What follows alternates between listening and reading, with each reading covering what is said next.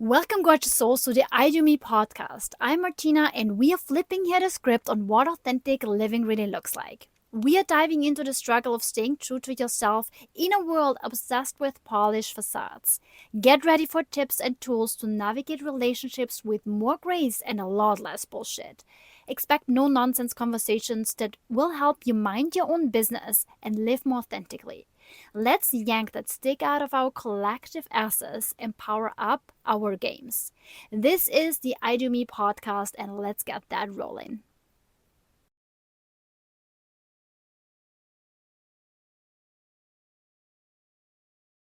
Hey, y'all.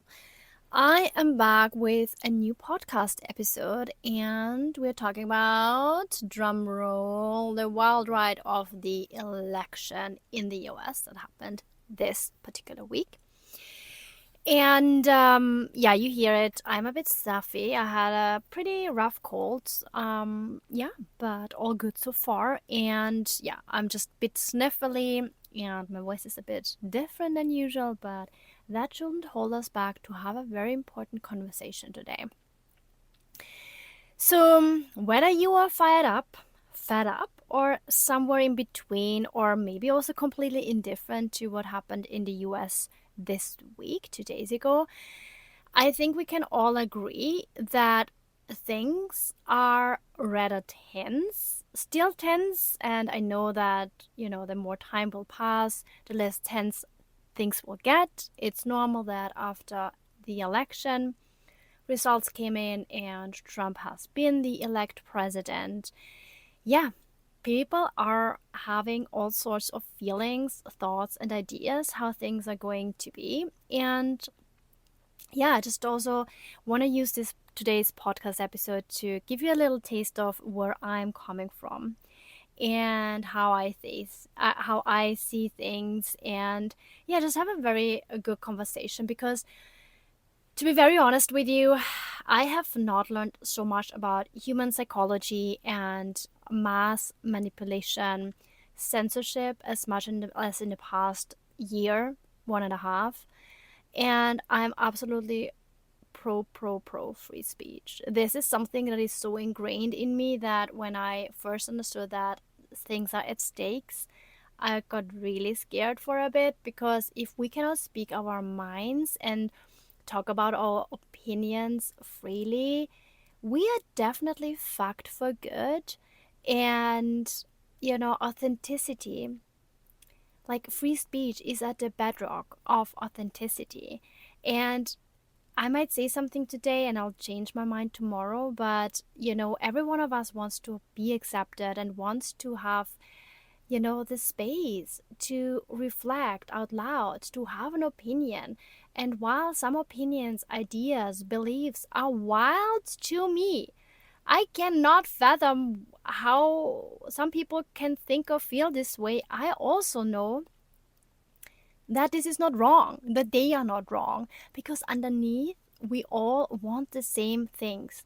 And every time I remind myself of this, I can allow to sit with the discomfort, hearing someone's opinion, fear, grievances about the election outcome with so much more compassion. But yeah, let me dive just right in what happened this week and how I experienced it. And also, I'll have a few key takeaways that I want to share with you that I think is just not is this is not just for the election. All that we discussed today are also the key takeaways that are reminders for you and also for me, obviously, because every time I speak on my podcast, I also speak to myself. But these are key takeaways that are so important when we hear other people's complete different takes on things. And I mean, I can sometimes, like in the past, when someone had a complete different opinion, I could not fathom, and I was judging so deeply that I did not have the capacity to come up with some curiosity and be like, okay, that person thinks something the complete opposite and is completely enthused about that and doesn't want to, hear the other side. And I got really riled up by that. And I thought, like, how bad can people think?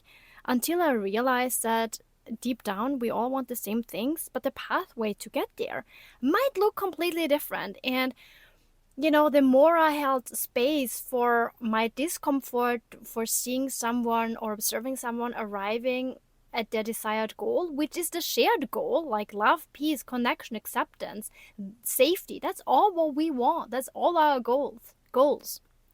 But once I accepted that how to get there for everyone looks different, and that my way is not the truth or the way, I could finally let in compassion, curiosity, and I changed my mind. I changed my mind.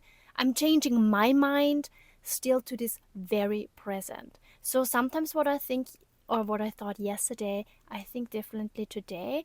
Not because, I don't have an opinion and can be swayed easily, but because I am so open to be wrong. I'm open to understand that, yeah, when I thought XYZ, I might not have had the data. I might not have had the science. I might not have had the opportunity to weigh other people's perspectives and felt like, oh wow, actually the other perspective resonates more with the one that I have. And that is a very humbling experience.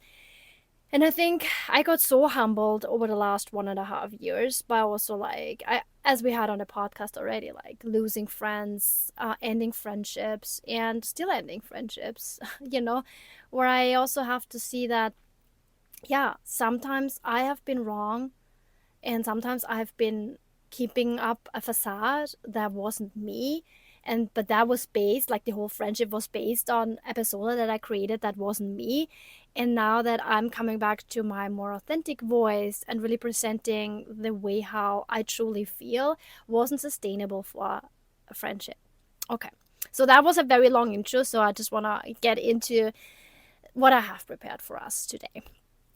So I want to start with that. When the results came out on on Wednesday, so today is Friday, I had a conversation with a very close family member. And when they asked me who I would have voted for if I could, because I'm a permanent resident and I'm not a citizen, which means I cannot vote. When they heard who I would have voted for, they called me stupid. And if you've been called stupid, or if that close family member that you also have, I don't want to reveal way more because it doesn't really matter. That is a hard thing to hear, because it was not like, oh, you're so silly, stupid. It was like, oh my god, you are fucking stupid. Okay, so that was more like in the direction it went. So, and they thought they'd serve me a slice of a humble pie with calling me stupid, but guess what? That comment didn't sting. And believe me, 2 and 3 years ago, I've been called stupid by that person more often than I'd actually like to admit, but it happened. It always riled me up because I was always like, I am not stupid. I am not stupid. No one is stupid, and you can call me stupid. So I got always riled up, and I got riled up because there was a part of me that kind of thought that I had to defend myself and had to prove I'm not stupid. But today I don't have to prove myself anymore, because guess what? If someone calls me stupid, I just feel so much compassion for that person who has to say that things, because I know that they're in pain. And when that family member said that I'm stupid, I was just laughing because, first of all, I found it funny that, someone would say that thing just for the person I would have voted for. So my worthiness doesn't come from who's checking my boxes in a voting booth. So, and I have done my work to study my values on my own decisions and love myself enough to not let someone's opinion rock me. And it's not always that I'm like, oh, I don't care what people call me. But in that particular, conversation, I was actually really, I found it funny because I know how much I grew to come to that point where I find it funny and hold compassion. And that's a lot of freedom that I have created for myself because, it took me almost 40 years to get to that point. So, we're all in this spin cycle of opinions, and we are fast unfriending friends, family on social media or politics. So I've heard a lot of cases where people really got into huge spats or, unfollowed people that they followed for a long time on social media because of different viewpoints of politics. Um, but here's a very important thing that I want to drive home. At the end of the day, and I want to really you to take that fully in what I'm saying right now. At the end of the day, no matter how wild the rhetoric gets, we are ultimately craving the very same things. We want love, we want security, we want connection, we want belonging, we want acceptance and safety on all levels. Yeah, and we want to feel heard, we want to be safe in who we are and how we express ourselves, even if at some points we express ourselves in a way that might be not ideal. And make sure our people that we truly love are okay. I mean, is there anyone out there who doesn't want peace or security? I don't think so. But the path to get there is looking different for all of us. And because of that, how it looks so differently for all of us, things get really spicy at times. That's why the election is also so, stirring up so much turmoil and emotions. And that brings me to my first key takeaway, which is that we are all driving towards the same goals. We just take different roads how to get there. And this is something that helps me stay grounded when people have a complete different opinion, and me not going into a convincing argument or trying to make them wrong and take the moral superiority over them and think that whatever they say and think is just garbage. So, and that's where I want to dig a bit deeper here with you. So we are all in a pursuit of a better life. There's no argument against it. We all want a better life. We all strive for a life full of health and radiance and abundance and all those beautiful words. And some people think freedom means fewer rules and more individual choice, and others think it's all about providing a safety net for everyone so no one falls behind and that we are more equal and stuff like that. And different roads, but the same destination. And I totally get it. It's really easy to villainize the other side when you are fired up. And this whole thing that we are talking today about is not just about the election. You can drive that home to all your relationships that you have. So you can take that topic today, and even though I take the example more of what's going on with the election, you can really take that and bring that to all the relationships you have, and really reflect on what I'm saying here whenever you have a disagreement with someone. And so again, it's really, really easy to villainize the other side when we are riled up, when we are upset, when we are angry. And it's so easy to say oh, they are just misguided, or I can't believe they're drinking that Kool-Aid. But everyone's got their own flavor of Kool-Aid. So my particular family member, the one who came at me with labeling me as stupid, they've got their own Kool-Aid and I've got mine. So, and there's what I've really learned. The stronger you stand in your values, the less you need to convince anyone else to see the world your way. Again, because that is really important. The stronger you stand in your values, the less you need to convince anybody else to see the world how you see it. Because when you are solid in who you are, really solid, and why you believe what you believe. That stupid stuff just doesn't stick. Someone calling you an idiot doesn't stick. And it took me a while to get there. I know 3 or 4 years ago, I wasn't where I am today because I was not in the US 4 years ago. I was still having a long distance relationship. I was still in a job that I didn't particularly like. I was still building my coaching business. I was living at home at my mom's place, waiting for my visa to come in, and I lived way longer with my mom than I wanted. And it's definitely also challenging to live and move in with your mom.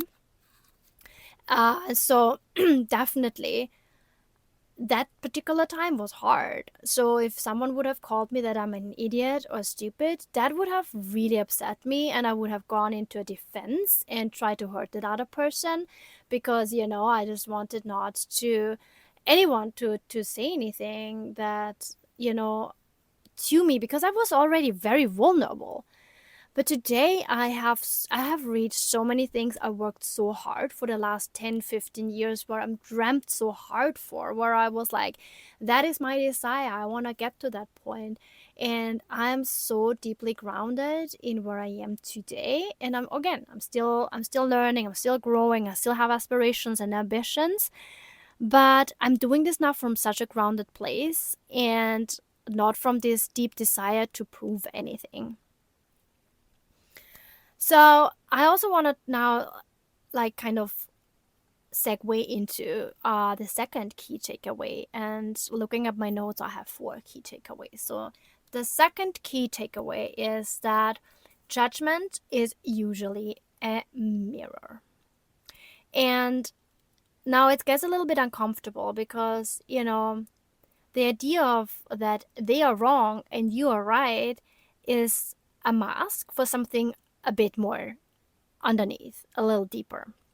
Because a lot of times the things that you judge in others reflects what you are scared of, what you are insecure about, or what you don't like in yourself. And of course, in psychology, that's called projection. So, and I have heard, I don't remember from whom I heard that.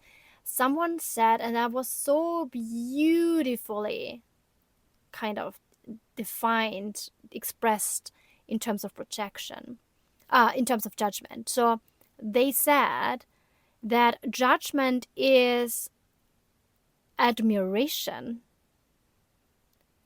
disguised as shadow, wrapped in shadow. And that is so beautiful. And to be very honest with you, judgment isn't necessarily bad. So I don't want to badmouth our judgment, because we need to judge. We need to judge if this food is fine, we unsafe. We need to judge if that person is healthy or toxic. We need to judge so many things. And that is totally cool. And as long as judgment comes from the place of I'm open to change my mind, I'm open to want to really understand things because I'm curious, that is great. But when it comes from moral superiority and judgment just to kind of project the inner pain, suffering, insecurity on somebody else, no, that's not good. Because then the judgment is the mirror that I'm avoid looking into because I don't want to see myself in there. So if you're looking at someone and getting seriously triggered by their beliefs or whatever they say, you can ask yourself, is the question is there something in me I am avoiding? And it might be uncomfortable, but if you get really real, uncomfortable is where growth happens. And that's why I'm exposing myself so much to different podcasts or YouTube videos where people talk about stuff that I have and the opposite opinion. And listening to what they say so passionately, and that's the opposite of what I believe in, is where I am exposed to a lot of discomfort. But it also helps me to grow from there, because if I can hold that discomfort and I'm exposing myself gradually with the one thing that gives me so much discomfort, guess what? The discomfort becomes comfort. It becomes something that is totally normal. And it's only when we are feeling so insecure about our own stance that we want everyone to fall in line with our beliefs, isn't it? Because, you know, when you are totally fine with who you are, your values, you know why you believe in what you believe, and you're open to change, you're open to broaden your perspective, and you see someone who is completely, like, completely in their opinion and think that they know better than you do you really care then as much? Isn't it the more that you think like, oh my God, I have been that person once and I have all the compassion because, and that's not moral superiority. Because moral superiority is showing them how wrong they are, showing how great you are. We're not putting ourselves onto a higher horse. We're just saying, wow, okay, I am not going into a debate. I don't need to prove someone wrong or myself right to me feeling better or for me feeling like I have they are wrong in that way. So when you're solid in your values, you don't need other people's validation, and you're also not shaken by any of their judgments, and that is so liberating. Do you know how great that position is?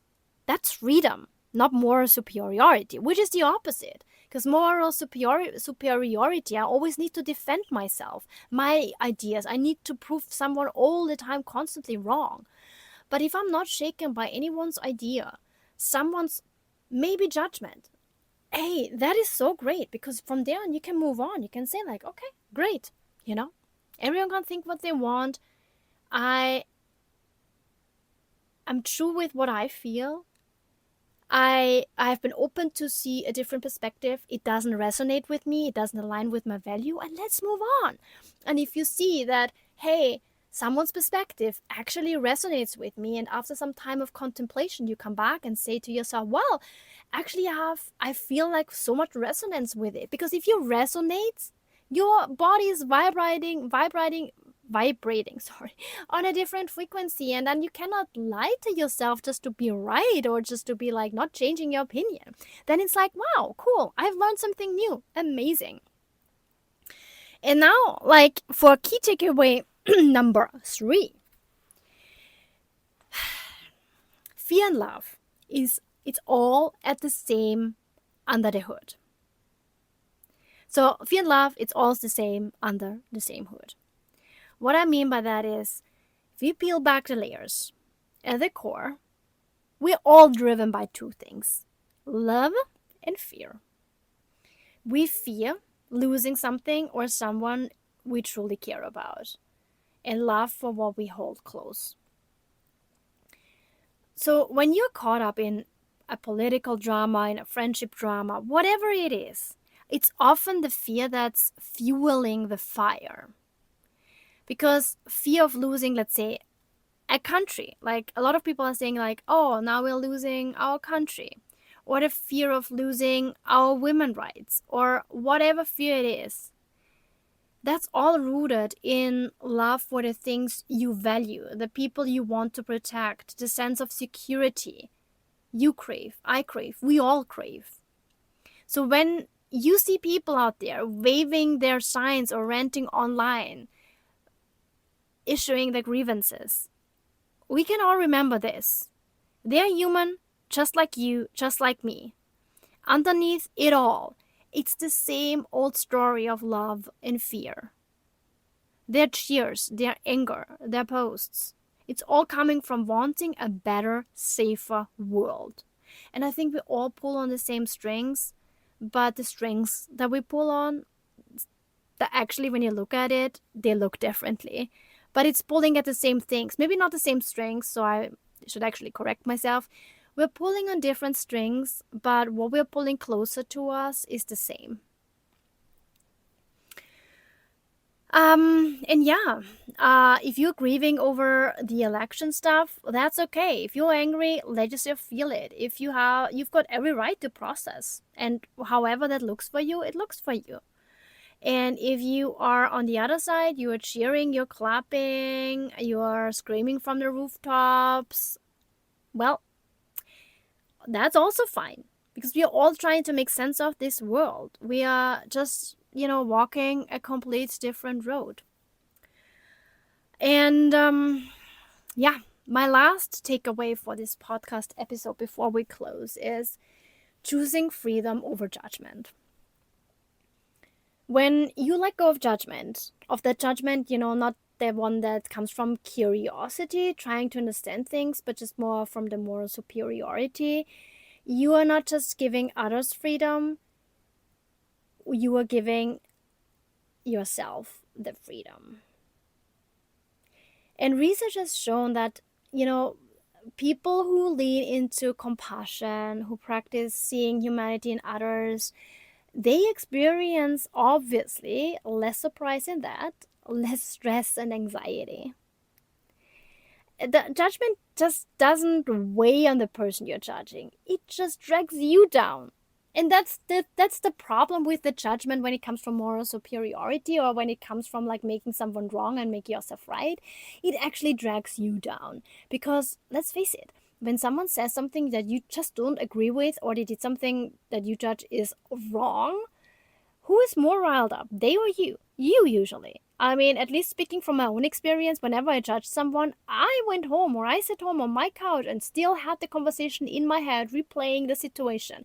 And in my head, I made them so much wrong, and I wish I would have said that, and how could they? I think that drags me more down than the other person. So, what if instead of letting, let's say, the election season chaos pulls us into anger, we use it as an invitation to choose the compassion for ourselves? Because maybe the result is not what we would like to have. And look at someone else and say, hey, I don't get you, but I see you. We're all out here doing the best we can with the resources and beliefs we've got. And letting go of judgment isn't about agreeing with everyone or giving anyone a pass. No, that's not. It's just about making the space to say, hey, I'm solid in who I am. I don't need to tear you down to lift myself up. I want to say that again because I think that is also very important to hear. I am solid in who I am. I don't need to tear you down to lift myself up. Guys, that is also my mantra. Because how often have I teared down someone just to feel better? I've done this so many times in my life. And sometimes unconsciously I might still do it. Because I'm a human. I fuck up all the fucking time. And it's hard. It's hard not to lash out on someone. I mean, for example, with my husband, it's easy when it's hard actually to, when I make a mistake or I have a bad day, to lash out on him, to feel then better. But I really revile myself not to do that. To say, yeah, I feel pain. Yes, I feel anger. I feel upset, but that's not on somebody else. That's mine to hold. And if I need some compassion, I can go and ask. I can go and say, I always do that to my husband. I say like, I'm feeling XYZ. Can you just hug me? Can you just hold space for me? And it's happening. And when you release judgment, you free yourself. You step into your fucking power. Because you're no longer chained to this need for others to fall in line with you. You're rooted in your own worthiness, and you don't need to prove anything from that point, from that place anymore. And no election outcome, no family spat, no name calling is going to fucking shake you in your boots. You are so secure in who you are, and from that place, you do so much better for the world than if you choose one side and make the other side fucking wrong. And here's my challenge, my love. Next time you are tempted to go off on someone, even if it's just in your head, or you roll your eyes, or you throw some shade someone's way, try to take a pause. Choose to see them as another human just trying to make sense of all this craziness in the world, the messiness in the world, just like you do. Because this world is so complex, it's so uncertain, it's crazy, it's messy, but it's also beautiful. And find a way to choose connection, even if it's in silence. Choose compassion, even if it's uncomfortable. And let's be real, the world has enough judgment and division. And it all starts within yourself.